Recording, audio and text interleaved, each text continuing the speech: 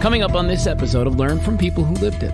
I'm just walking along. Next thing I know, bam, my head flies this way. And it felt like everything on this side of my face just landed over here. And it wasn't a pain sensation right away. It was more of the sound that it made. It was like snapping celery in half. And as I'm processing that sound and the sensation of all my bones over here now being over here, and as I'm processing that, bam, from the other direction. Now I figured out that I am getting punched from behind. I did not know that they had brass knuckles yet, but what I'm realizing is I'm taking 10 to 15 shots to my face and head, and they're not stopping.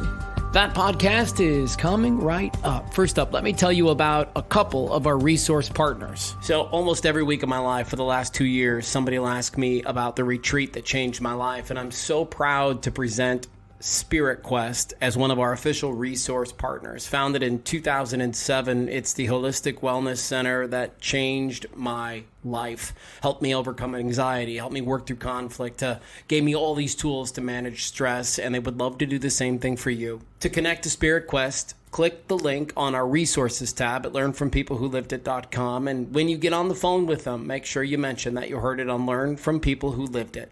You've probably heard me say this before, but most of the things that kill us are preventable, and that's exactly why I put my heart in his hands, in his care. I'm talking about Dr. Robert Todd Hurst and HealthSpan MD. He's my cardiologist because I appreciate his holistic approach to heart health. There's nothing out there like HealthSpan MD, his AFib reversal program, his CAD reversal program. Get the link on the resources page at learnfrompeoplewholivedit.com. Find Learn from People Who Lived It wherever you get podcasts. Search it using all one word. Learn from People Who Lived It. Welcome to another episode of Learn from People Who Lived It. What's up, guys? I'm Rhonda Rajsich. I'm a professional racquetball player, speaker, coach, and author. And here to tell you my story, drop some gems, and see if you guys have any questions. Oh, okay. There's a lot there. What story are you here to share? I'm going to go with an overarching umbrella of nothing happens to you, it happens for you. And I'll expand on that later for sure. You'll see what I mean. Okay. Who do you hope hears this? Anyone who has been beat down, literally or figuratively, and did not stay down, got up and kept going, knows how to dust themselves off, knows how to overcome adversity, and knows how to fight through the limitations that most likely others and ourselves impose on each other.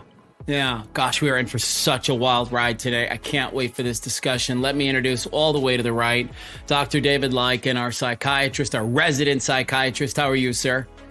Great. It's good to be here. And I'm excited to hear your story too. You know, my background is in trauma and most of my life work has been helping people get up on their feet and get moving again. Awesome. Yeah, right. That's why you're here, Dave. That's why you're here, because we have so many questions that you're going to be able to answer. I met Rhonda through this organization called the Sports Philanthropy Network. And when I met her, one of the first things you learn about her is that she's this professional racquetball player. To me, that drew me in immediately because, number one, it's not a sport that you hear everybody talk about on the daily. But she's not just, some racquetball player. 12-time national singles champ, 12 USA Racquetball Female Athlete of the Year, 4-time US Open champ, 4 times world #1 pro player, 2 times world singles champ. Like, when it comes to that little blue ball, this chick knows all about it and absolutely destroys the competition. That is, in and of itself, fantastic. So let me just start really quickly with, when did you start playing racquetball? At the tender age of 2. My parents joined the health club when I was 2. I figured out how to sneak out. My father was learning how to play racquetball from my godfather, who, side note, he delivered me when I was born. And my mother was playing tennis with my godmother or doing aerobics. Well, I just, would find a way to sneak out, bust out of the nursery. I didn't want to be in there with the dumb little wooden building blocks. I wanted to go play stuff like they were. So I would kind of wander around the club and I'd find my dad like, oh, okay, there he is. He's on court 2 or whatever. And when I knew where he was, while I was waiting for him to be in between games, I would run down and grab a basketball. And I would just run around with the basketball and do what I could do with that. Things half my size at that point. I'd watch my dad, and when he would come out between games, I'd run up and steal his racket and go chase the ball around on the court, whack away at it. And, I think until I started getting interviews as I got older and became successful and was, doing interviews like this, and everybody asked, how did you get started? Because racquetball is such an obscure sport. I mean, it's really not, but perceptively it is. For sure. It's the quiet sport. Cause like you just said, everybody's got that racquetball story. Everybody plays Everybody's at the club. Got that racquetball story. Right. Yeah. Everybody knows about it, but they stopped learning about it after getting off the court. Like a lot of people don't know that we have a US team. A lot of people don't know that we have pro tours. A lot of people don't know that we're in the Pan Am Games. Everyone's got that racquetball story, but they lost a familiarity with it that, to follow it beyond their own exercise or their own league or whatever. Anyway, so my dad would say, okay, kid, give the big people the racket back now. What are you doing out here anyway? Where's your mother? I think that my dad always thought my mom was taking me out of the nursery, and my mom always thought my dad was taking me out of the nursery. They didn't know until I started doing these interviews that I'm like, no, I figured out how to break out. There it is. I'm always curious, as a youth hockey coach myself, and as somebody who really cares about, young people and their development in sport. How old were you when you recognized, or when the people around you recognized, that there was something special about your skill set and ability to perform on demand? I don't know. I don't know the exact answer to that question, because to me, I felt like it was always there. Yeah. And very shortly, I'll explain why. It's my father was the oldest of 5 boys. My father and all 4 of his brothers played professional something. My father played 2 years of pro baseball and semi-pro basketball. My Uncle Tim played 2 years with the Brewers as well. Uncle Dave and Uncle Gary have World Series rings with the Yankees and the Red Sox. My Uncle Robbie still holds the record for the longest punt at the University of Miami. Then he kicked for the Chargers for a minute, and then he became a professional golfer. So, and I'm the firstborn of all my cousins on both sides. I'm also the only child of all my cousins on both sides. Wow. And so just sort of coming out of the womb, excellence was expected. Like I didn't know any different. When I explain that family history, a lot of people go like, oh my God, did you feel so much pressure growing up? And I'm like, no, because that's what was normal. That's all I knew. That's, like I said, excellence was expected. This is how the family name exists, and you have this name, and that's what you're expected to do. It was never forced upon me though. It's just, that's what I looked around and I saw. That's what I noticed. That's what I embraced. That's just who I'm supposed to be. And I don't know any other way. What strikes me, and Dr. Dave, I want to bring you in just to talk about this a little bit. What strikes me is, I do work at the prison systems, and I go in and I talk to these kids and, try to give them some decent message of hope. And, there's a different way to do things. And most of them are there because their parents are there, their brothers are there, their aunt and uncles are there, grandma and grandpa have been in prison. And it's always striking to me then to hear like the same version of that, but with a completely other set of circumstances. Everybody's a pro athlete. Everybody was excellent. That was just the way she grew up. It's no shocker that she ends up, achieving all of the accolades that she did, because that's what she got to witness. So you and I, Dave, let's hash this out really quick. That environment piece, it seems to me like it's really important. That was the same thing that jumped out at me when I was hearing the story is, we've talked a lot on other podcasts about, normal is what you experience every day as a child, right? So as dysfunctional as your family could be, like to you, that's normal until you see other families. And it's like, oh, okay, they don't do it like that over there. And then you have a point of reference, right? So usually we talk about that in the context of dysfunction, alcoholic families, abuse, uncontrolled anger, and things like that. But you can easily make the argument that the same is true for excellence. If excellence is the standard in the family and that's what you grow up around, there's no reason to question it, maybe until you see other families where that's not something that's a part of the fiber of the family. Let's jump into the deep end of the pool. What year, what day of the week is it? When is this moment where you meet up with 2 of the worst people you're going to ever meet in your life? June 1st, Saturday night, 2008. I was living in Hermosa Beach at the time. I was on the Strand. For anyone listening or watching, if you're not familiar, the Strand is that big slab of concrete in between the row of houses on a beach and the actual sand of the beach. You see it a lot of times in movies and shows, people running, walking their dogs, rollerblading, biking, whatever. So I'm walking along the strand. It was late at night. We were out of water, and you don't want to drink LA Tap. Sorry. I don't care what time of night it is. I knew that the liquor store across the street was closed because I could see it from the window. I did not know if the convenience store down Hermosa Avenue called Mickey's, I didn't know if they were closed or not. So walking over to Mickey's to see if they're open, grab some water. And I see this guy kind of standing underneath a street lamp. Didn't think anything of it. Just on my way. And he sort of turns to me and he's like, "Hey, what's up?" I'm like, "Nothing, man. How are you?" He's like, "I'm good. How are you?" I'm like, kind of shitty, kind of tired. Whatever. All good. I'm thinking this is just some, California dude making casual California laid back conversation at 1 o'clock in the morning on a Saturday night. Right. Next thing I know, this figure comes at me from my 3 o'clock. It's out of nowhere. I didn't see him at all until he started, coming close to me. And he gets right in my face and he goes, What the fuck do you say to my boy? And I was so caught off guard. I'm like, "Nothing, man. I'm just on my way. You guys have a good night." And in the meantime, the guy who had initiated contact had started walking towards me as well. So now I've got one in front of me, one coming at me over here.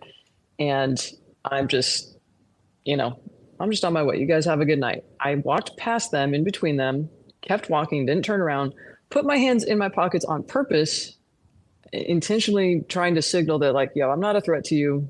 You do you. I'm going to go do me. Leave me alone. Leave me out of it." Next thing I know, like I said, I mean, I walked in between them. I'm just walking along. Next thing I know, bam, my head flies this way. And it felt like everything on this side of my face just landed over here. And it wasn't a pain sensation right away. It was more of the sound that it made. It was like snapping celery in half. And as I'm processing that sound and the sensation of all my bones over here now being over here, I'm picturing, just, all my cheekbone is now on this side of my nose. And as I'm processing that, bam, from the other direction. Now I figured out that I am getting punched from behind. I did not know that they had brass knuckles yet. Like I said, I'm just processing this odd sound. But what I'm realizing is I'm taking 10 to 15 shots to my face and head, and they're not stopping. So all I can really do at this point is just kind of cover up and squirrel away, and I squirrel away enough for them to stop hitting or to be out of reach enough to turn around and square up. And as I turned around and squared up, that's when I saw the brass knuckles. And instinctively, I wanted to hit back, but I didn't because I had the presence of mind not to. My immediate thought once I turned around and realized that the hitting had stopped was that I have Worlds in 6 weeks. I don't want to break my hand on your dumb face and not be able to hold my racket and go play for Team USA and represent my country at the World Championships next month. And instead of reacting, I'm just micro-evaluating. I'm micro-evaluating every little thing. I'm micro-evaluating, what they're saying. Are they loading up for another punch? What's coming next? The guy who initiated the conversation kind of seemed freaked out. And probably because I was, according to the cops, probably because I was never unconscious and I was never off my feet, which they also said probably saved my life. The other part of that was, I also knew that now we're 2-on-1 from the front. If they do swing again, I am going to have to defend myself. But right now the hitting stopped. So I'm not going to react and escalate if I don't need to. So there was some words exchanged by them. I was pretty much silent. And then they ran off. The last thing I remember one of them saying was, "Man, we got to go. Somebody's going to see. Somebody probably heard." But I don't know what they would have heard because I didn't scream.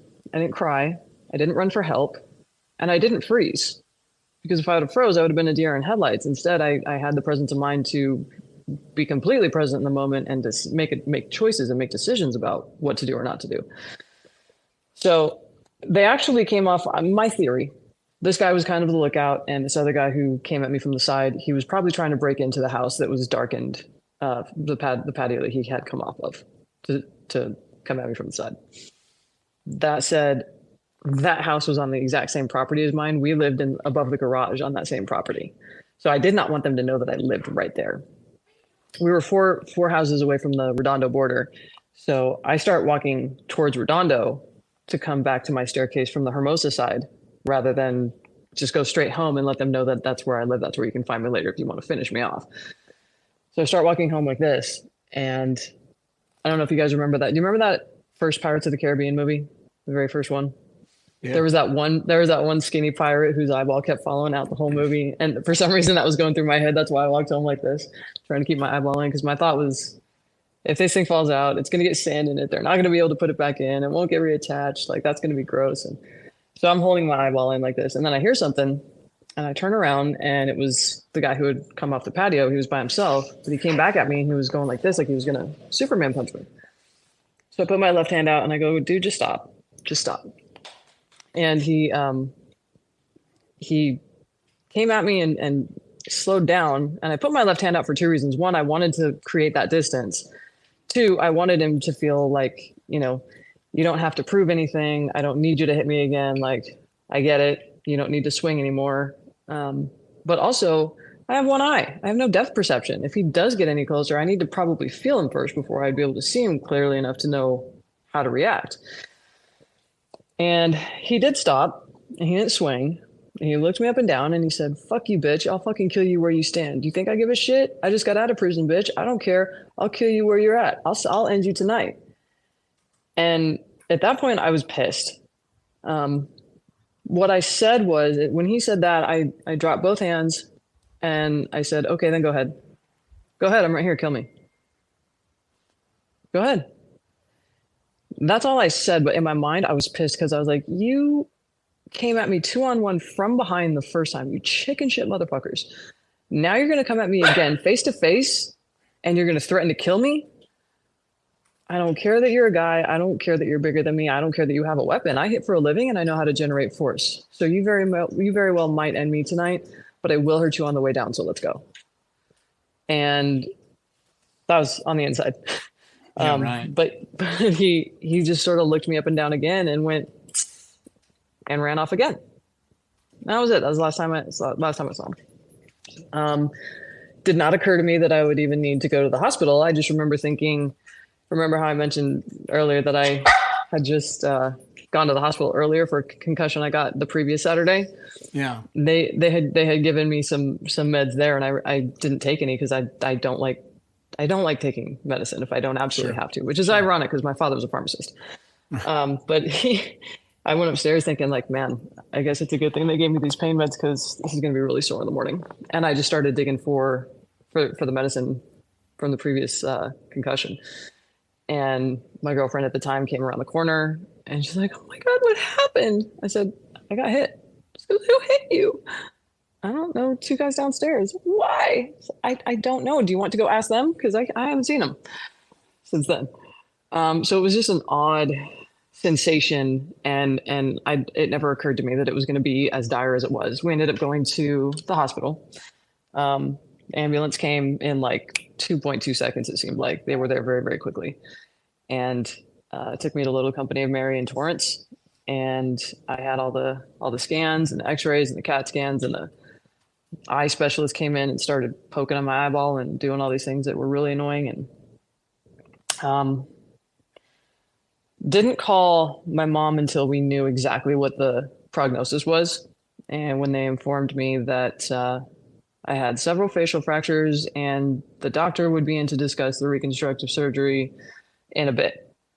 I mean, this nurse walked in one door, didn't even stop walking, just kind of muttered all of that on her way out the other door. And I'm like, whoa, can you not say that? Like, you're just saying, "Hey, don't forget the milk at the store." Like, come run it back. What? I'm sorry. Say that again? Facial fractures, reconstructive surgery? What are you talking about? And so at that point, my girlfriend at the time had gone down the hallway to call my mom. She left the emergency room that I was in, went down the hallway. And I could still hear my mother's shriek at the other end of the phone. And that was more disturbing to me than anything I was feeling physically. And she came back in and handed me the phone, and my mother is just wailing on the other end of it. And I can't unhear either of those things. But as soon as she handed me the phone, I immediately went into trying to calm my mother down. Like, it's fine, it's fine, it's fine. It's no big deal. It's fine. I'm like, Mom, I'm fine. I just took some shots to the face. They didn't rape me. They didn't rob me. They didn't kill me. I'll be fine. It's just a broken bone or two. I'll be fine. She was still beside herself. She flew out on the very first flight possible. She was so frantic. She didn't get a chance to call my father yet, but he found out by the time she got there, because it just spread like wildfire somehow. And my poor father, by the time, you remember that game Operator? You say one thing around the circle, and by the time it gets right back to the person who said it, it's completely off. That's kind of what happened with him. By the time he heard it, I had been beaten by a gang with baseball bats, and I was dead. Oh my goodness gracious! So he had, I'm sure, a visceral reaction to that. He showed up shortly after my mom. Got jumped on June 1st. Had facial reconstructive surgery on June 11th. They had to wait that long because the swelling was so severe. They were waiting for the swelling to go down. When I did have the facial reconstructive surgery, it was supposed to take between 4 and 5 hours, and it took over 12. And it took that long because the damage was so much more extensive than the scans revealed. There was so much more bone fragments that they had to take out before they could begin reconstruction. So 12 and a half hours, 5 titanium plates later, and 3 stitches. I went home. My time in the hospital is kind of a blur because I was so heavily medicated. So I don't know how many days I was in the hospital post-op. I do remember a handful of the nurses and doctors that were, I mean, this hospital was like I was in an episode of House. I didn't know that hospitals in real life existed like that. They were really, really excellent care, excellent facility, very top notch. I had 2 plastic surgeons who did a great job. And then in the aftermath, I was not allowed to sleep laying down for at least the first 2 months. I couldn't eat solid food until October. 2 months. So sleep was elusive. I was on 6 different kinds of medication that were really messing with my mind. I will admit I am fully over mashed potatoes. Had enough mashed potatoes in that 5 months to last the lifetime. And then there's the whole U.S. team thing. You know, Worlds is the reason I didn't hit back. And after my surgery and after getting home and, you know, getting over most of the brain fog, I had a conversation with our U.S. team head coach, and he's asking me how I'm doing and, you know, what about this and what the doctors say and how do you feel? And, oh, good, your mom's still there, all the things. And at the end of the conversation, he goes, well, heal up fast, kiddo. You know, we're all going to be playing our asses off for you. I was like, thanks. Yeah, I'm going to be playing my ass off for you too.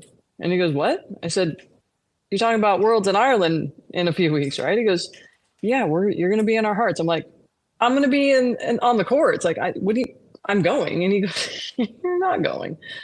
I'm like, what? Don't you dare take this away from me. Worlds is the reason I didn't hit back. This is what's like, it never occurred to me through all of this. It never once occurred to me that I still would not be going to Worlds. And that sent me into that was the first time I felt depressed. That was the first time I felt defeated and deflated. And I fell into pretty deep depression for a few days. And then I sent an email because I knew that I couldn't exist in that headspace and I couldn't heal in that headspace. So I sent Dave an email and I copied, you know, the whole USA Racquetball board and the US team committee and anybody in a position of authority I had an email address for. But I addressed it to the head coach because I had that conversation with him over the phone. And I said, dear Dave, apparently whether or not I go to the World Championships in Ireland at the end of this month is not up to me. But whether or not I am ready for the World Championships is entirely up to me. So have your meetings and your phone calls and do whatever you truly believe is in the best interest of Team USA. But just so you know, I will be ready to be the world champion by July 29th.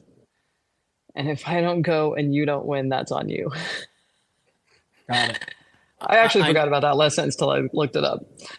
I have to pause your story for just a second because there's so many things that you just talked about. And one of the reasons I was excited to bring Dr. Dave in is because I'm expecting us to kind of nerd out a little bit on the brain. And so she's getting punched in the head with these brass knuckles. And so she's clearly receiving blunt force trauma to her head. In the brain, what is she? Because isn't it insane to you a little bit, Dave, that she's like, and I stood there and I kind of like, I didn't fall down. And so talk to me about what the brain is feeling when those types of blows are coming to the face and the head. Well, it sounds like you experienced time slowing down a little bit. Was that what it was like for you? Did it feel like time had slowed down a bit? Not until I turned around. Actually, at the very first punch, yes. Once the second punch started until the last punch was thrown, no, that was all real time. But it slowed again for me to be able to focus, to microevaluate, those nanoseconds after the hitting stop to make sure, do I need to defend myself again if they start up again? Right. I mean, because there's an interesting thing that happens in attack situations. So I've seen this with police officers in firefight situations and with soldiers in combat, that when you're in a threatening situation, the brain increases the frame rate. So if you've ever seen high speed video, where they shoot a bullet through an apple or something like that, and you can see all the little details, it's because they up the frame rate of the video and then they play it back at real time and it looks slow, right? The brain has the ability to increase the frame rate when you're threatened. So it's the effects of adrenaline and everything going on in your body, the increased blood flow. And what that does is it gives you more opportunities to take in information about the environment and evaluate in real time what's going on. But for some people, they actually experience it as, everything seemed to slow down for me. Your description of it is more like I had this clarity and I could make like these little decisions in the moment. But as you're explaining it, it seems the time frame seems slowed down. Like what probably took place in about 3 seconds, the first two punches or so, like you describe it in a way that it took like several seconds of evaluating. And I doubt that it was that long. Yeah. Yeah, exactly. Yeah. Incredible. Okay. Two super yes or no questions. Did you ever figure out who did this to you? No. And so that part's a total mystery. Right. No bystanders. Nobody was there witnessing any of this shit. It just went down. And not that I know of. Yeah. I mean, if there were any calls to 911 about it, somebody looked out the window or somebody heard. I don't know. I was never. Okay. The, All right, so the Hermosa Police Department were not in any hurry to do anything about this. They didn't even interview me for 2 weeks. Wow. Dave, go ahead. I asked for a sketch artist. They refused. So were you just focused on the championship that was coming up, or did you spend some time in your mind thinking about the incident itself? No, just Worlds. Yeah. I like I said, based on my mom's reaction and later on my dad's, I felt like I had to be strong for the people who loved me. I felt like whatever this was doing to them, they felt so helpless and out of control, and there's nothing they can do about it, and there's nothing they can do to take it away or make it better. And so I knew that I needed to do as much of those things as I could for myself, because I didn't want the people that I love to be suffering because they love and care about me and the condition that I was in at that time. Mind blowing to me. Right. And you hear that all the time. It almost sounds like it was more traumatic for your loved ones than it was for you. I mean, clearly it was traumatic for you, but psychologically it probably had more of an impact on them than it did on you. You were kind of being very pragmatic about it and thinking, okay, like, what do I need to do in this situation? What do 100%. I need to do over the next couple of weeks? And like just focused on details and not getting caught up in the emotions of it. Yeah. And in fact, even my father, before he passed, one of the last conversations we had, actually we went out to breakfast, and one of the last conversations we had, he had been struggling at work for a while, just kind of getting shit on and taken advantage of and yelled at all the time for mistakes that were not his mistakes. But my father was always, this, not just, my rock or whatever, but like he always knew what to do. He always knew the answers. He always had that fortitude. He always had that. He was a lieutenant colonel. He's the guy who gave the orders. He knew what to do. And just kind of watching the effect that those things at work were having on him and how stressed he was and how frazzled he was. And he seemed fragile to me. He had never seemed fragile to me. And during that conversation, so many years later, 8 years later, he admitted to me that he never recovered from me getting jumped. Yeah. He never emotionally or psychologically recovered from that. He felt so helpless. It was like all of the strength that he had known or had or projected or used that I knew of him, that he knew of himself, was drained in that event, and it never came back. Interesting. Yeah. Such a patriarchal and matriarchal, it's embedded in the DNA of parents to want to protect their kids from anything and everything, right? Doesn't matter how old. Doesn't matter how old, exactly. Yeah, and you just can't. Right. All right, so let's drill in as we start to move toward the ending chapters to this story. So what I hope our audience understands is that Rhonda's she's just endured this crazy situation, and you go on to play Worlds. You find a way to get yourself ready for this event. So let's walk through that. How in the world do you go from facial reconstruction surgery to Worlds in 6 weeks? Physically, I was a mess. I couldn't really do anything. I had a walker because of the amount of medications I was on and the effect that they were having on me. I couldn't take myself from the couch to the bedroom or the bedroom or the couch to the bathroom. I had no idea what I looked like for the longest time either. They had covered up the mirror in my hospital room, and my mirror at home was covered for quite a few weeks as well. I finally did see what I looked like, and I kind of looked like I felt like Two-Face in Batman. But anyway, I would say the hardest part was not being able to be as physical as I wanted to be. I got jumped June 1st, facial reconstructive surgery, June 11th. July 5th, I voluntarily ceased all pain medication against medical advice, because they're like, you can't just quit those cold turkey. You have to taper off. I'm like, I don't have time to taper off. I'm losing touch with reality. My mind is not processing information. I don't know what's real and what's not right now. And I need to have my wits about me and start, healing in all the ways from this. So I just kind of quit taking everything cold turkey. I quit taking everything on the 4th of July, actually, but I did take one Toradol on July 5th.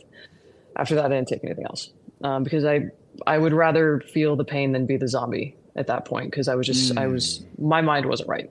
My mind was not right. And sit her down. I didn't have the ability to go to the gym. I didn't have the ability to eat solid food. I was still going to the doctors 2 or 3 times a week to get my equilibrium recalibrated for the first few weeks. How did they do that? That's a series of maneuvers, and I forget the doctor's name who invented it, but basically, I had to lay on my side while the doctor did, kind of rolled my head in a certain pattern, and then with leaving my face in a certain position while I sat up. And then he would maneuver something again, and then I laid back down again. And he had to do that for about half an hour, just back and forth, up and down, trying to. Do you know about this, Dave?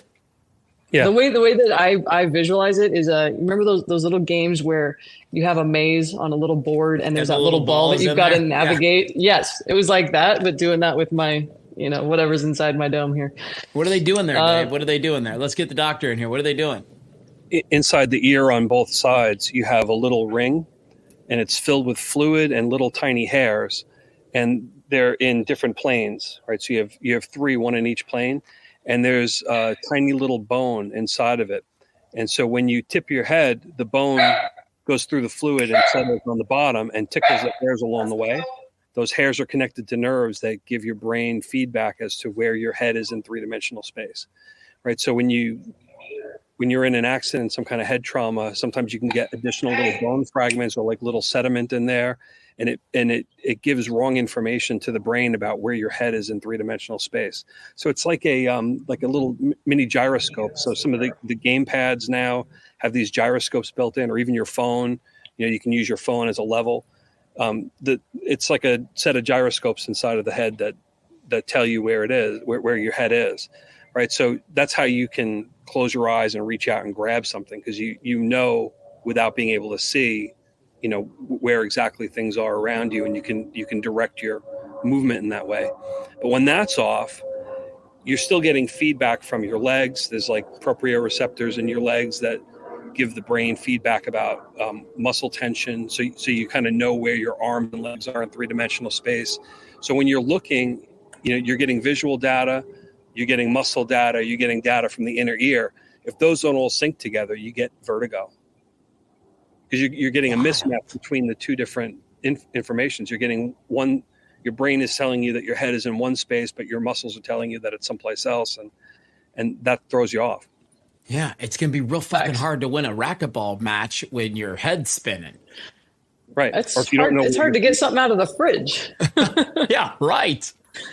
Okay, so thank you. That's incredible, Dave. I love that explanation. I don't even know if Rhonda, you've ever had it put to you that way of like what they were doing. But okay, so you're doing the equilibrium test. You're doing all these things that you can to kind of get yourself back. You're off your meds. How far away are you from Worlds when you have this equilibrium test to like, I need to report to Ireland?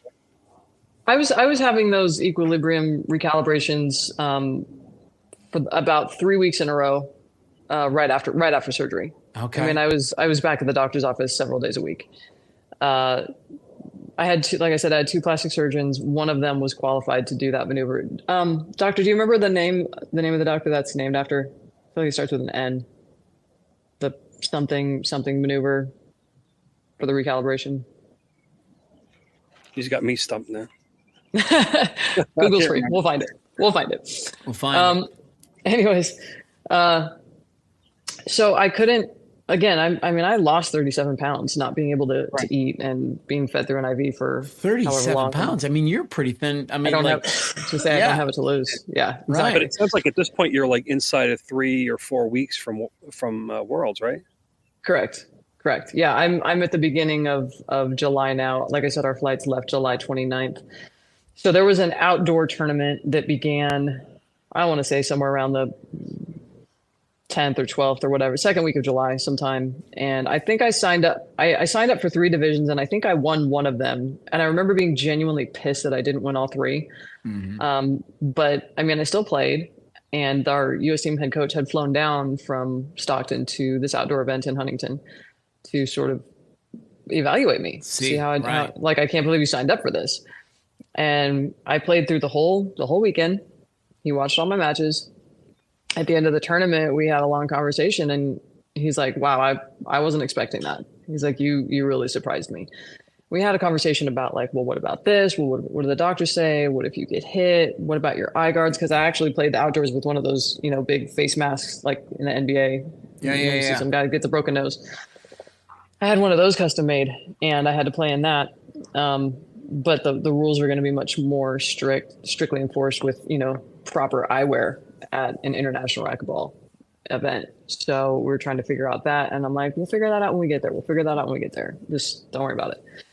And I think actually what changed his mind and allowed me to go was not only did he just see me play for 4 days and have way more success than anybody, thought, like, why are you even here? Your surgery was a month ago. Do you think your opponents knew that? Do you think your opponents? Oh, yeah. Yeah. Okay. Absolutely. Yeah. Everybody knew. Yeah. Everybody knew. It was not, they made a big production about me arriving there for my first match. They made a big check presentation from some of the sponsors that had held fundraisers and whatnot while I was in the hospital. And it was not a secret what my condition was. But the conversation we had, and I mentioned, I said, Dave, I don't need my face to hit the ball. My arms and my legs still work. I can still hit it and I can still go get it. And he laughed and he's like, well, yeah, that's a good point. I didn't think of it that way. And I was like, okay, well, so can I go? And he thought about it. And I think it was based on my play and based on that sentence, he did recommend to the U.S. team committee and the board that I should still maintain my spot as number one singles for the U.S. team going to Ireland. So I was on that plane on July 29th. And by August 4th, I won my first world title and didn't even lose a single game that whole tournament. Never once played a match that went tiebreaker. Okay. So in that moment, we know it's possible. We know it's possible for human beings to, it sounds like almost a medical miracle to me, Dave. And I'd love to hear your take on how somebody could go from being jumped to 6 weeks later, playing at the highest level within their sport and succeeding, and not just playing, succeeding. What does that say about the mind, the body, its ability to recover, all those things? There's a couple things that are going through my mind. Yeah. One thing, people often talk about denial and, denial being a bad thing, and that, people are in denial and they're not dealing with reality or what have you. But sometimes a little bit of denial can be useful, right? So if you kind of took all the doctors at their word and said, "Oh, this is really bad. You're going to be laid up for a long time, and oh, you're not going to be able to play, for at least 6 months or whatever they might have said." Right? If you took everybody at their word, you wouldn't have accomplished what you did, right? So kind of tuning out the input that you're getting and just kind of pushing forward, that can be useful sometimes. I've seen that quite a bit with people that are dealing with cancer, where the doctors say, "Oh, this is recurrence. It's the prognosis is very grim," and they're like, "Well, I'm going to fight it. I'm going to beat this thing." Right? And they really believe it in their mind, and despite what the doctors are saying, they're like, "No, I'm not ready to go yet. I'm going to fight this." What ends up happening, interestingly, is you're able to mobilize things inside of your own body, your body's immune system, the ability to heal. You can optimize and motivate forces inside of your own body to actually move things along physically, medically, on a cellular level. And that can sometimes defy what the experts say. So I don't automatically say that denial is a negative thing. It sometimes a little bit in the right circumstances can be very useful, and sometimes questioning or disregarding medical experts can play in your favor. But again, it's not for every circumstance. But in this case, sure. I think it's worked for you. Well, and I would say it was less about denial for me, more so. It wasn't like, denying that the medical experts, "Oh, you don't know what you're talking about." No, absolutely. You know what you're talking about. And I understand why you're saying what you're saying. And I understand what condition I'm in, but I know something you don't. I know me. I have a lifetime of experience of my own, other things that I've persevered through, other things that I've, I know how my body feels. As an elite athlete for most of my existence, I know I can gauge fairly well and accurately what I feel like I can and can't do. And I don't think that I am being overly optimistic in saying that I will be ready to go to Worlds. Not just go to Worlds, but win Worlds. Yeah, can I ask, did it hurt to play? Oh my God, it was excruciating. Really? Well, how so? So I had horrible photosensitivity. I still do, but not to the degree that I did right at that time because it was still so fresh. But I mean, anytime an opponent hit a ceiling ball, I immediately look up to track the ball, and the ball goes through the lights. And I immediately feel like I got punched in the cornea all over again, because just looking up at that light, I was like, and then it would take me, I would take timeouts occasionally if I couldn't reset visually and take that dizziness and that photosensitivity pain shock away before the next rally got started. So I had to pick and choose my timeouts wisely because it's just natural. You're gonna hit a lot of ceiling balls, but I didn't want anyone to know that. I didn't let anybody know that. I didn't even let our team trainer know that at the time, because immediately, if you're going to be in pain every time you look up, then you should just forfeit. No, I'll be fine. I can push through this. I just need a little more time to reset. And I found other ways to do it too. Like if I was out of timeouts, or if I knew that it was still early in the game and I was going to need those timeouts going forward, I would fake a wet spot on the floor. Take an extra 30 seconds or whatever to open the door, ask for a towel, walk back in, act like I can't find it. Oh, there it is. Wipe the imaginary wet spot off the floor, clean my glasses with the towel, then hand the towel back, and then the rally can resume. And now I've bought myself a little bit of time to come back from that. What do you think? And it wasn't always fake. Sometimes there was a wet spot. Yeah. What were the commentators that were calling your matches? I mean, it must have been it must have felt like a Disney movie. It's like, who is this woman? She just endured all these things, and look at her go. You're like freaking Rudy out there. You know what I mean? It's like this unbelievable story of recovery. Yeah.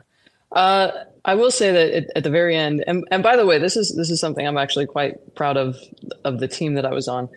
We had an all USA final in the men's and women's singles. So the team, the genetic makeup of the team was 2 females as singles players and another two females as doubles players. Same on the men's side, two men in singles, 2 different men in doubles. And this was the last time, and I've been on the US team every time since then. That was the last time that Team USA swept like that. So either way, USA was going to win the women's. Either way, the USA was going to win the men's. We ended up not just having an all USA final in the singles, first and second place for both singles, but first place in the men's doubles, first place in the women's doubles, first place in the men's team overall, first place in the women's team overall, and obviously first place in the whole team overall. So that's the last time that we swept every category to that degree. And that's just a testament to the quality of the team that I was on that year. And grateful that I was able to contribute to that somehow. But I remember playing against my own teammate in that final and hitting the winning shot, backhand winner down the left side. And that was it. And we kind of shook hands, we hugged. We were both very emotional. And after we disembraced from the hug, my back was to the crowd. And I remember just falling to my knees and really sobbing very hard. All that was going through my mind was, I'm not even supposed to be here. And I meant that they weren't even going to let me come on this trip. Mm-hmm. I literally might have died that night. I mean, there's, 7 different ways that could have turned out differently from the events of that night, where I wouldn't have been there. I wouldn't have even had that opportunity or even been alive to have it in some way. And, it was a very emotionally powerful moment. And then, I heard the standing ovation and whatnot, and then I didn't hear anything. And it occurred to me, I'm like, oh my God, there's a men's final on this court after this. I need to get up and move so they can come in here and warm up and get ready for the men's final. And I turned around and the entire crowd was still standing. And they didn't start clapping again until I stood up and started to come off the court. And it was extremely moving. It's something else. It's a feeling I'll never forget. Rhonda, you can do hard things, right? That's something that Dr. Frank Bavacqua, who's he's a psychologist that's on our podcast from time to time. It's one of his famous sayings. Like, I've proven to myself over the course of my lifetime that I can do hard things. And you proved to yourself that you could do hard things. Dave, I want to ask you a question. We had a neuroscientist on the I Needed That podcast a couple of weeks ago, and she made this comment. She said, the way that the brain works, it works in a way where if you wake up and you say, I'm a piece of shit, your brain's going to find a way to prove that to you all day long. And the opposite is also true. And I think this is where you come in, Ron. It's like, if you wake up every day and you say, I'm going to be at Worlds in 5 weeks, your brain will find ways to prove that to you. And you will, have these little wins. So give me your feeling on that and mindset and how fucking powerful it is in this case. Like this is a wild story. So it absolutely starts with mindset, Yeah. but it doesn't end there, because what I had to do, again, I didn't have the physical ability to train. I couldn't go practice. I couldn't go hit. I couldn't go lift. I couldn't go run sprints. I couldn't, I couldn't take myself from one room to another in my own home. I didn't have that ability. I didn't even have the ability to eat solid food. So I relied on completely on my mind. Like I said, it started with mindset, but for me, it ended with visualization. And visualization is extremely powerful if you do it right. And the difference between actual visualization that produces results versus wishful thinking of, oh, I wish I was at the gym. If I was at the gym right now, I'd be doing upper and lower, No, it's literally taking yourself through what that routine would be step by step in real time. So I had nothing but time. Like I said, I couldn't move. I couldn't take myself from one place to another. So if I was awake, I was watching video of my opponents on TV, trying to just soaking it in, taking notes if possible. If not, I was visualizing. If I was going to go if I would have been able to go practice, all right, here's what I'm going to do. I'm going to do 100 drive serves to the right, 100 drive serves to the left, 100 drive serves, mixing it up both sides. I'm going to do 100 Z serves to the right, 100 Z serves to the left. I'm going to do, 500 ceiling balls in a row. I'm going to do, and I would do that in real time. And the way that you make it real, the way that you make a visualization actually work for you is to use all 5 senses. So I would know where I was going to park in the parking lot of the gym. I would know what I was wearing. I would know where I'd have the weight of my racquetball bag on my shoulder as I walked in, the beep of the scanner when I scan the code for my membership to allow me to walk in, feel myself changing shoes, tying each shoelace, putting my glove on, putting my eye guards on, picking the racket of my choice for a successful practice, which whenever has, the strings that feel good that day, walking on the court, smelling the rubber of the ball, hearing the echo of the court, the sound of my shoes as the floor squeaks beneath me, knowing if these are concrete walls or panel, knowing every little detail of my surroundings and what I'm there to do and how long it's going to take me to do it. If that practice would have taken me 2 hours and 7 minutes in real time, I spent 2 hours and 7 minutes in real time rehearsing that in my mind as if it were real. Same thing with going to lift weights at the gym. Since I couldn't physically do that, same thing. I would write out a workout, take myself to the gym, go do that workout with that same specificity and that same real time absorption of doing the activity, even though I couldn't physically do it. I did it in my mind enough to know exactly what every detail of that feels like. Was the gym crowded? Did I have to wait for a machine? Did I have to, change the weight from the previous user? Whatever it was. And that was how I trained. And that's why, one of the first speeches I gave shortly after all of this was, I was on stage at the Sheraton LAX doing a presentation at a seminar that happened over the weekend. And my whole 1 hour was about mind-body connection. It was about exactly that, exactly what I did step by step to, like you just asked me, how could you go win worlds when you couldn't even, take yourself from one room to another physically? Well, so I had to do it all mentally. Everything was a rehearsal. And here's the other thing about visualization. If you do it right, you're using all of your senses and you never get it wrong. You never get it wrong. It's like, here's my analogy of visualization for a free throw. If you're standing at the free throw line and you're shooting 100 free throws using visualization to shoot those 100 free throws, guess what? You make every one. Why? Because everyone's perfect. Why? Because your mental rehearsal is literally your creation. So if you create misses mentally, you're going to miss. If you have 100 in a row that you made all 100, your mind and body are already training for those 100 makes. To capitalize on what you just said about the previous doctor who said, if you start your morning by saying this, it'll be proven to you the rest of the day, type of a thing. Right. Dave, give me your take on this, because I wonder, can people, I obviously they can learn this, but it feels like you were born with it. It feels like through the excellence training, that's what I'm going to call your childhood, through the excellence upbringing that you had, that this was maybe something that you had picked up along the way. But Dave, pick up on what she's putting down. That's fascinating to me. And it kind of makes sense in the sense that if you weren't able to do it physically, what options do you have for training? And you had to go through that in your mind and say, well, what can I do to prepare? And it makes sense how that would work, because everything takes place in the brain anyway. So the brain initiates the movement of the muscles.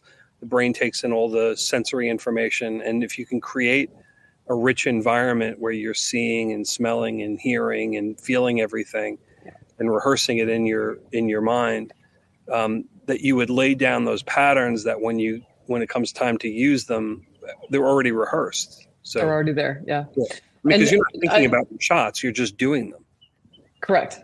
And there's no judgment, because I know exactly what's going to happen, because it is all automated by me. I'm not going to miss. My entire life, I'm 45 years old, and in 45 years, I have never missed a free throw in my mind, or any shot for that matter in my mind.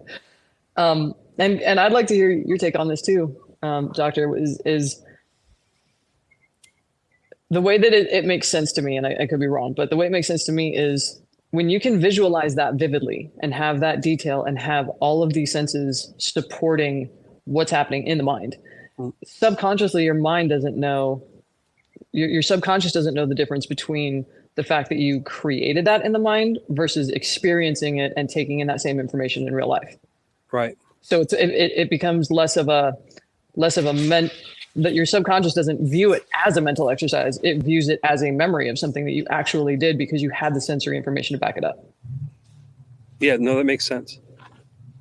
Oh, good. Yeah, look at you, right on cue. All right, making me feel smart. So as we kind of wind down here on this podcast, the theme of it is you can overcome impossible things. And what hopefully has happened here is people have found, because we talk about this a lot, Dr. Dave and I do on this podcast, Rhonda. It's like that idea of comparing your pain to somebody else's is super dangerous, right? And there's really no benefit to that. Your journey offers you perspective, and that's kind of where it lies. But it's kind of in our human nature to be like, well, all right, so I guess I didn't have it quite as bad as Ron. Like, I didn't get my brains bashed in by brass knuckles with a couple of people. And so it could sort of motivate people out of a space to get up and get going and just do the work. But what's important to articulate, I think, in your case, is that question that I asked you a few minutes ago was, did it hurt to play? So it's not like you set your mind to this and it was easy. Yeah, right. There's still after effects. You still have to manage the situation along the way. Yeah, no, my daily pain now, 15 years later, is 10 out of 10 or worse. I've had multiple subsequent surgeries since that initial reconstruction. My most recent one was just 2 years ago. I found out last year I need another one. I just haven't gotten it yet because it sucks and I don't want to. And I don't like not being able to eat solid food for 5 months every time I have another surgery. I don't like losing weight. I don't like, now it still hurts. It just hurts different now. And of all the surgeries I've had, can I ask how so? So the biggest source of my pain is that my nerves are shredded. Everything under my hand, my nerves are shredded. They had to rebuild my orbital, my cheekbone, part of my jaw. I had 6 cracked teeth. My infraorbital and supraorbital nerves took the most because of all those bone fragments that got smashed around in there. They were like little razors slicing up my nerves. There's nothing you can do for shredded nerves. That's not something. I'm not saying it's impossible. It's just not happened yet. Where there's a way that nerves aren't going to, be what they are. So they grow back really slowly. Oh, they do grow back. Oh, thank God. So you're telling me there's a chance. Yeah. I think it's like a millimeter a year. They grow back very slowly, or if they do reconnect, it takes a while for the brain to remap them.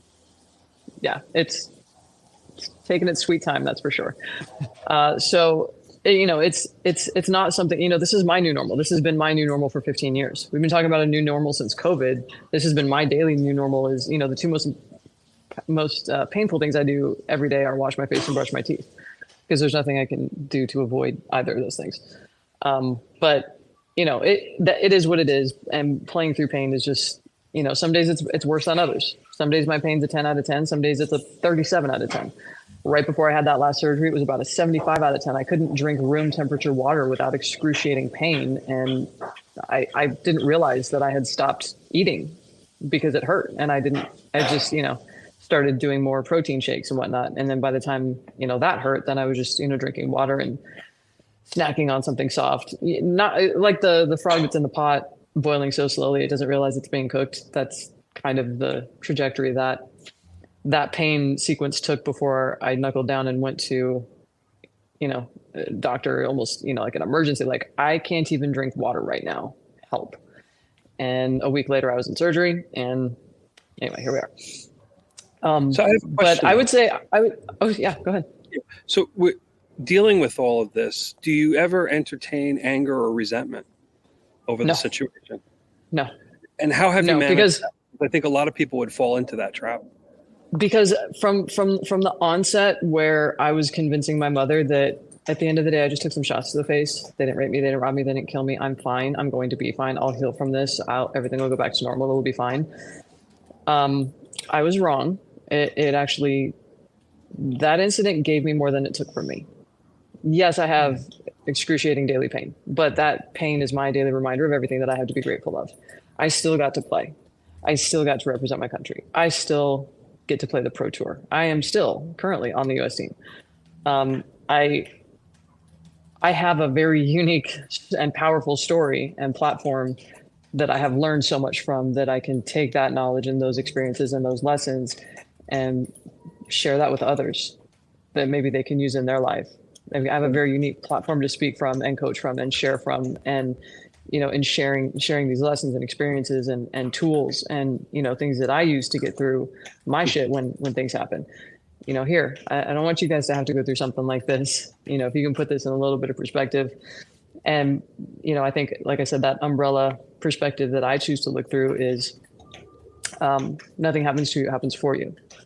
This event happened, and regardless of the pain, the pain management, the photosensitivity, the subsequent surgeries, the new normal, all those things, it gave me so much more than it took from me.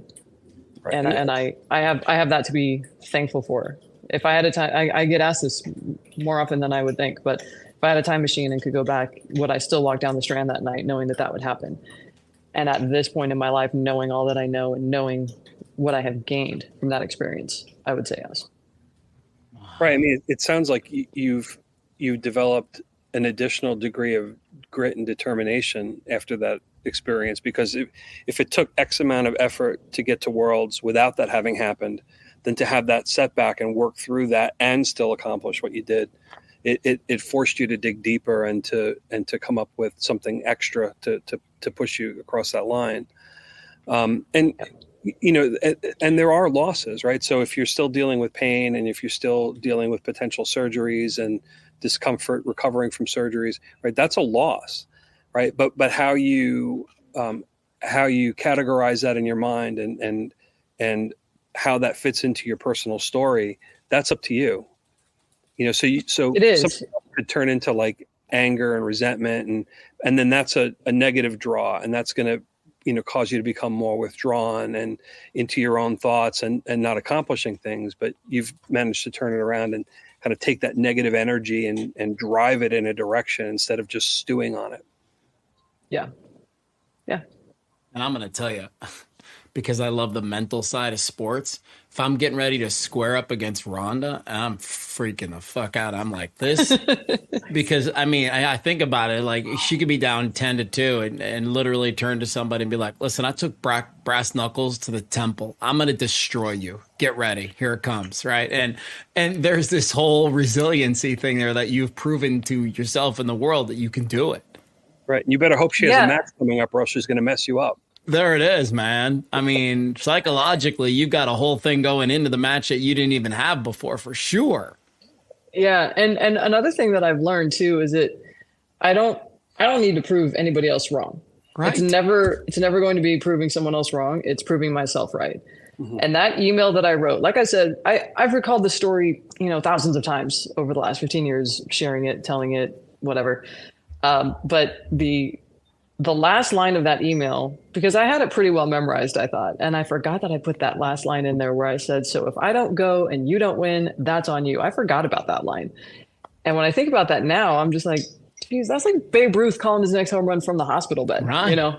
And, but it wasn't, it never came from a place of doubt. And that's the whole point of that email.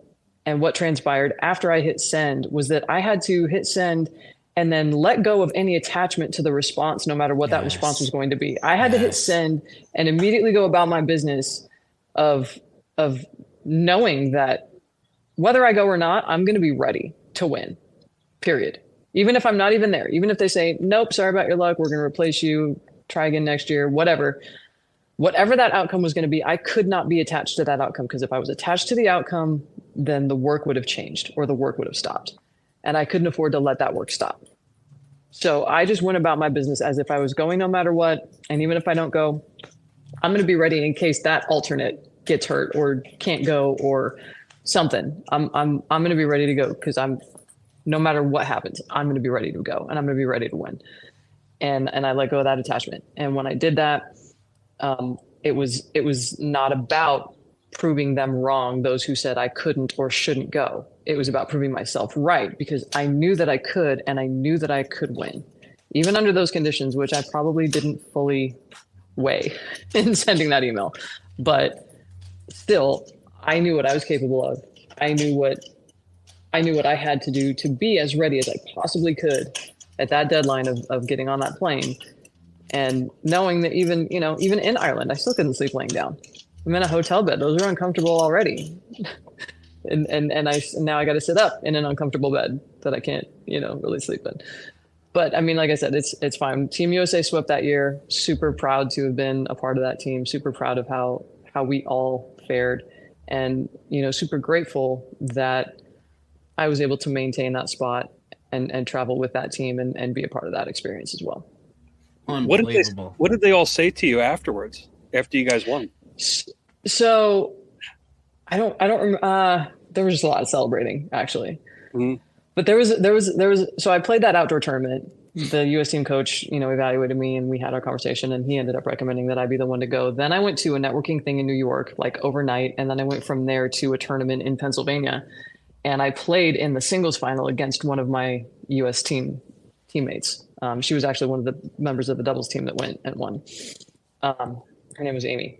And she beat me 11-10 tiebreaker in the singles final. And I asked her, because she is a no nonsense, no bullshit. She does not sugarcoat anything. She will just tell you like it is. I asked her after that match, I said, tell me the truth. I said, because we're friends, we go way back. I have the utmost respect for you, and I hope that you respect me enough to tell me the truth on this.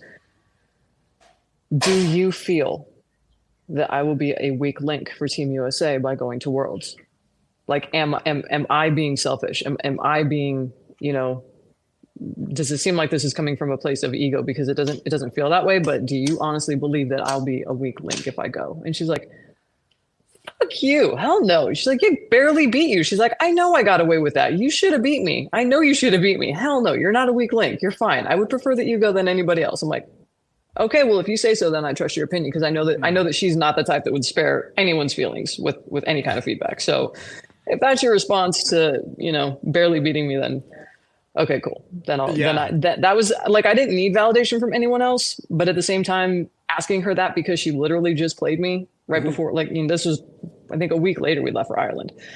I said, do you have any reservations about me being on this team for this tournament? Hell no. I'm like, okay, now I believe you. Then I won't even question it again. I wasn't questioning myself, but getting that feedback from you.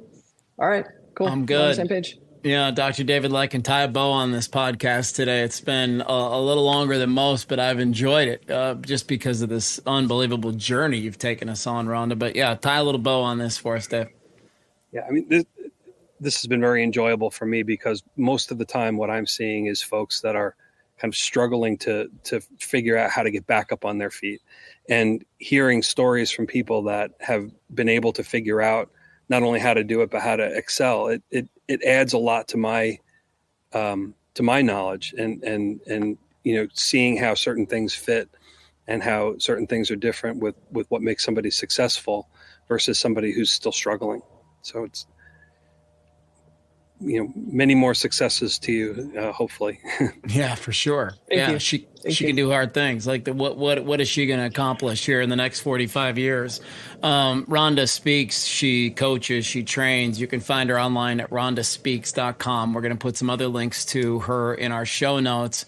And I love the idea that event happened for you, not to you. I think that's a wonderful sentiment, and something that I'm really clear about when I speak to Rhonda is these things, they make us, and you don't have to love every moment of it, but they do. That's the ingredients that makes you. And so here's the final question for you as we wrap up. Is there more racquetball in your future? Yes. Yeah. All right. Yes, What's absolutely. next? Well, I have taken this year off to focus on my speaking and coaching, developing the business around that. But I do plan to return to competitions at our U.S. team qualifier, if not sooner. And I believe that's in February here in Tempe. Amazing. Gosh, we have to come watch her. We had to watch her play, Dave. Yeah. I would love that. Oh my goodness. Rhonda, thank you so much for being on Learn from People Who Lived It today. I really appreciate you coming on and sharing that story. Thank you, Matthew. I appreciate it. Thanks so much. Thanks, Doc, for popping on.